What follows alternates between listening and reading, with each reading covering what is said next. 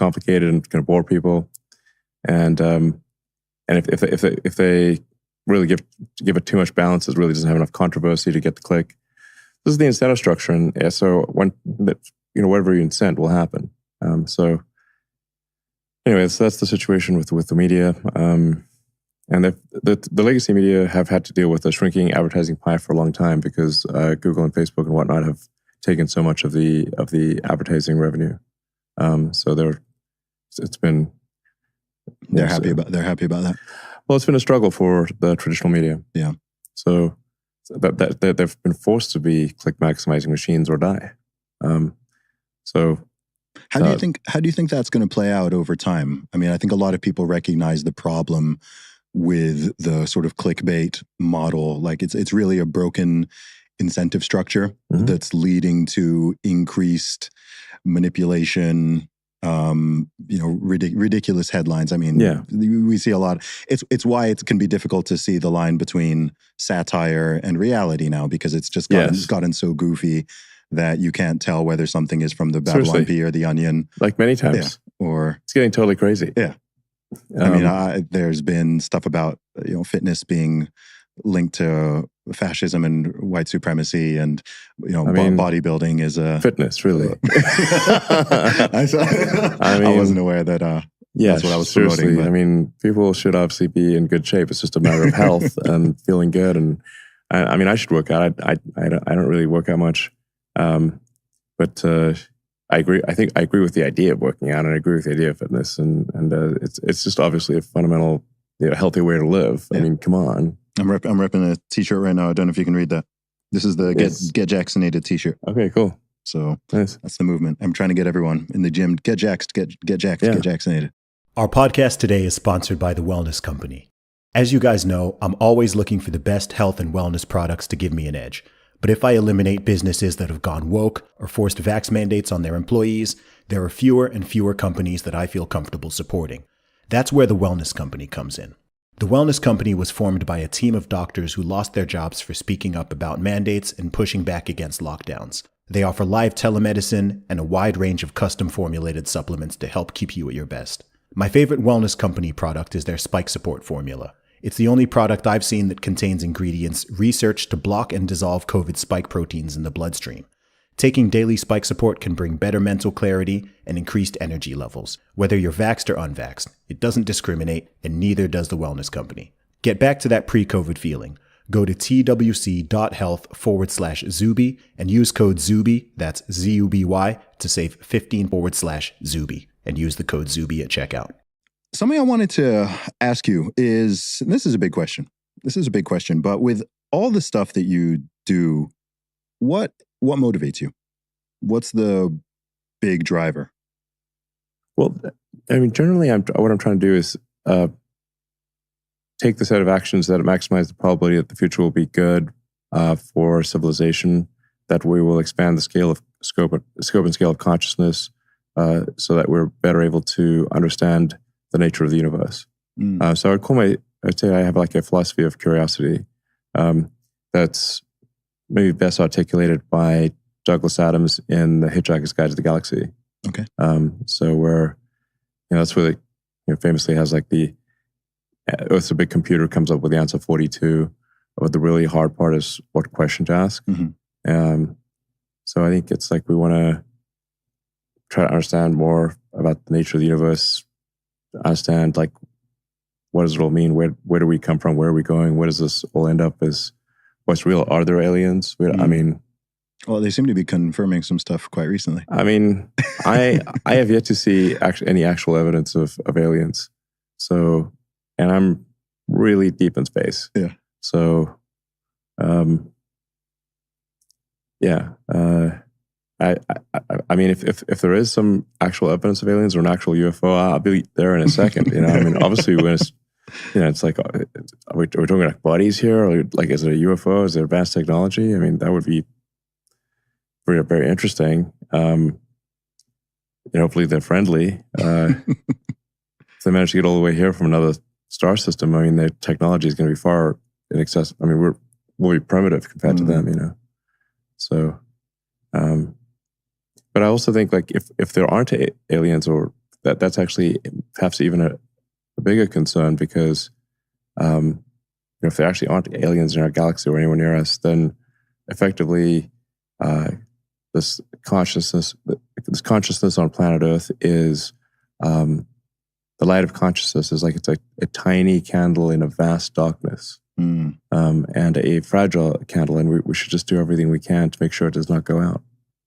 What do you think is the greatest threat to humanity? Well,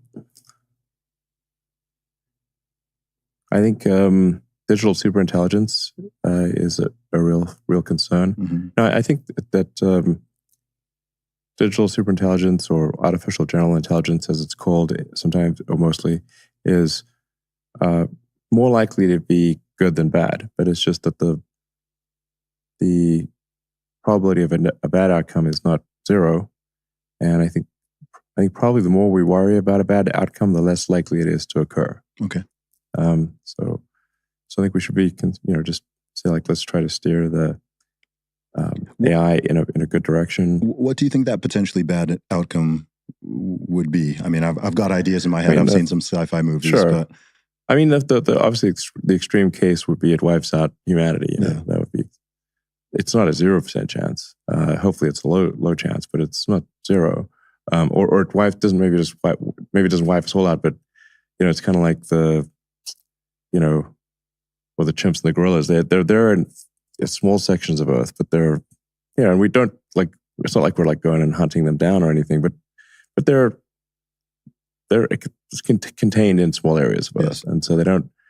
We don't prioritize them. We don't prioritize them, and I'm not sure that like they're certainly not like expanding. Yeah, they got they're so they that could be also not a great outcome where it's like it doesn't kill all the humans, just keeps enough around just for the hell of it. Farm us. Yeah, or like just to see what happens, like study us like gorillas in the mist or whatever, just computer would like just study us out of curiosity potentially. That would still not be a great outcome for humanity, No. I think we want to, like I said, expand the scope and scale of consciousness, both biological and digital, and ultimately go out, we become a multi-planet species, become an interstellar species, visit these other star systems, and maybe we do meet aliens, or maybe we visit these various star systems and we see, wow, here's an alien civilization that lasted 10 million years and did incredible things, and then ultimately died out potentially. Mm-hmm.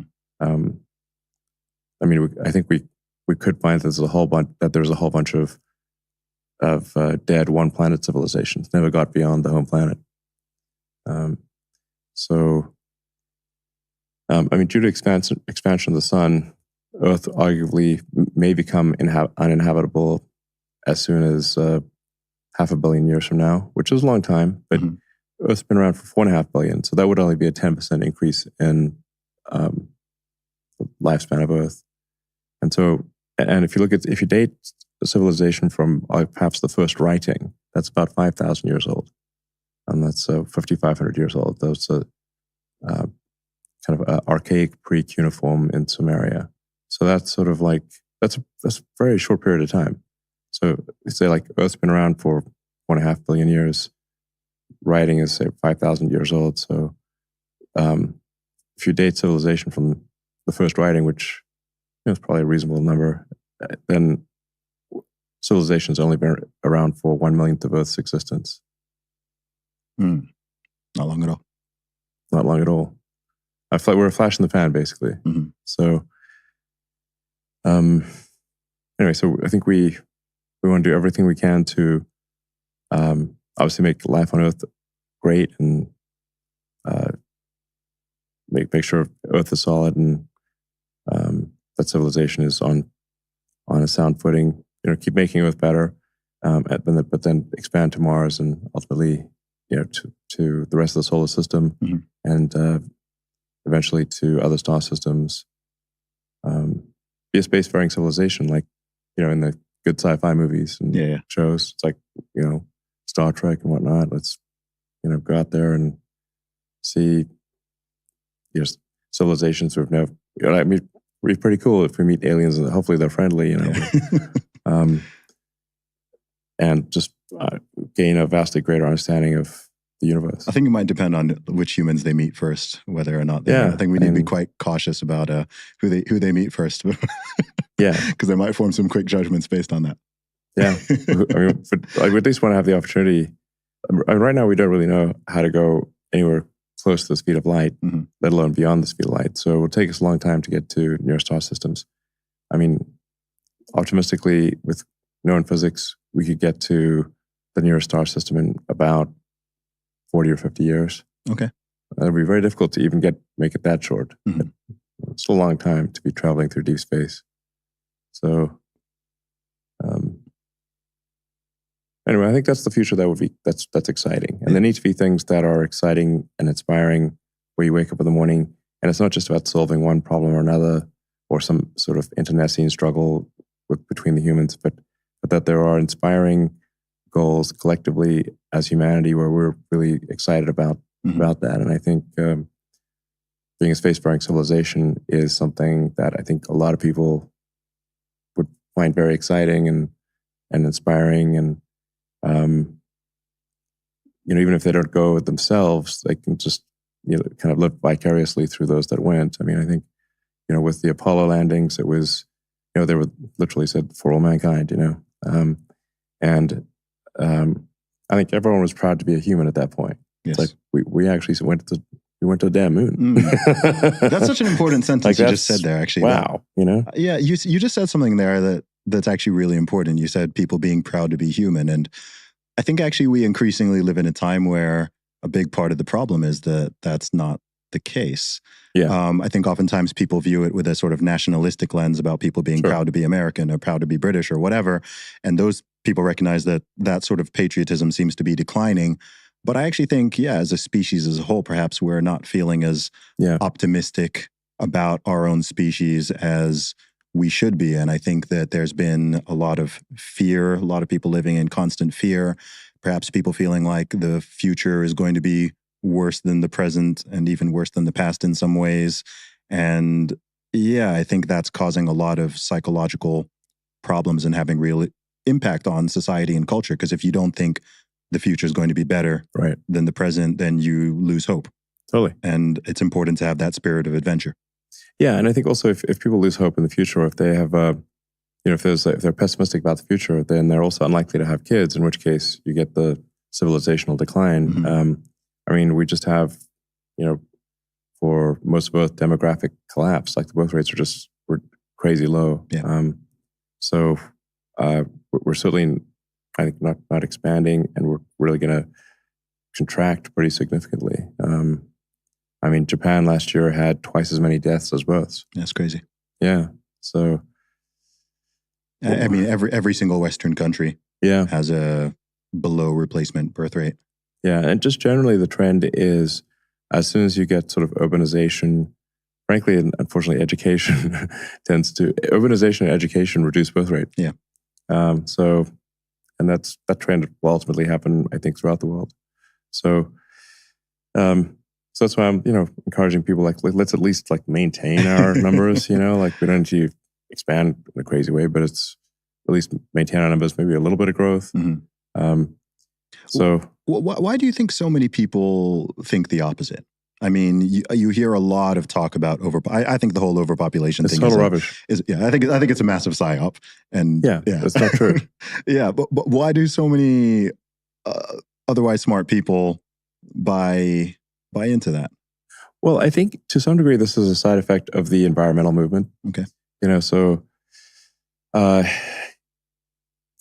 the sort of environmental movement, I think, started off well, where it was saying, look, we need to move to sustainable energy, which is correct in the long term. We do need to move to sustainable energy. It's tautological. If we don't move to sustainable energy, then it's unsustainable and we'll run out and civilization will grind to a halt.